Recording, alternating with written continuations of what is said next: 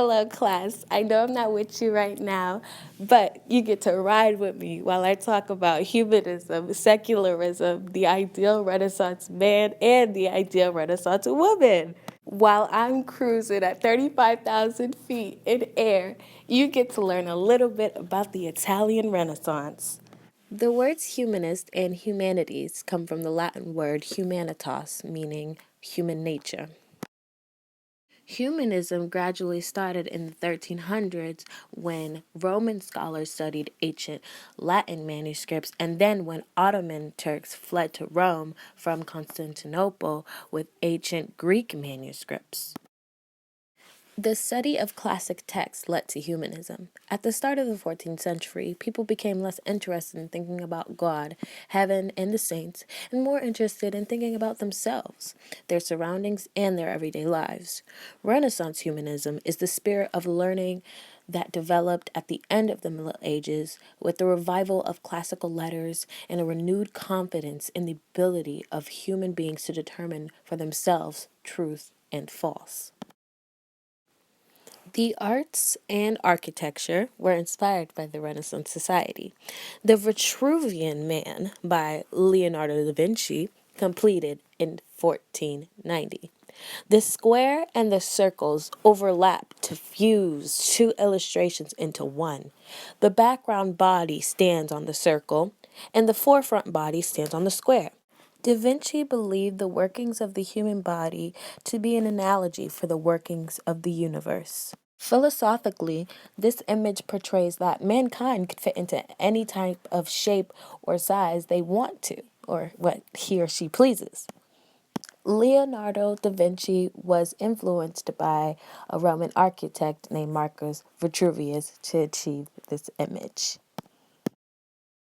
Humanists began to put more study on human nature at the center of interest. The Hundred Years' War and the bubonic plague birthed the idea of the Renaissance. People thought their death was near. The spirit of the Renaissance was essentially YOLO, to live your life fully. Before, they used to think their spirit was, oh, I'm living a horrible life, but it's all good because I'm going to go to heaven. But no, they replaced that, they scratched it out, and now it's live your life in the moment, the here and the now. And that's definitely a spirit we still hold today in modern times. Songs like The Motto by Drake mirror the spirit of the Renaissance Society as YOLO, you only live once, that's the motto, YOLO. The Renaissance society became more secular, meaning not as spiritual, due to these tragedies happening all throughout Europe. So the Europeans wanted to celebrate and live life in the moment.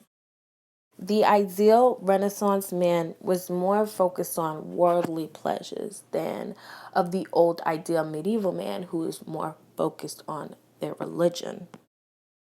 The ideal Renaissance man would be well educated in Greek classics and Latin classics.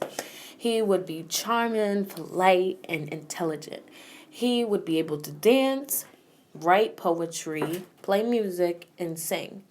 In addition, he should be physically graceful and strong. He should be a skilled horseman and a swordsman. Peter Paul Rubens can be described as a Renaissance man because he made astonishing works like The Samson and Delilah. He was very smart, being multilingual in many languages like Italian, Flemish, French, Latin, and English. He was a religious man, he was a scholar, and he was an architect. As humanism started to get into effect, it affected new ideas about women. There was an increasing awareness of the need to have new ideas about education, specifically having a more extensive education for women. Schools for girls started popping up everywhere throughout Europe. Upper class women were becoming just as well educated as men. Women were also supposed to know the classics.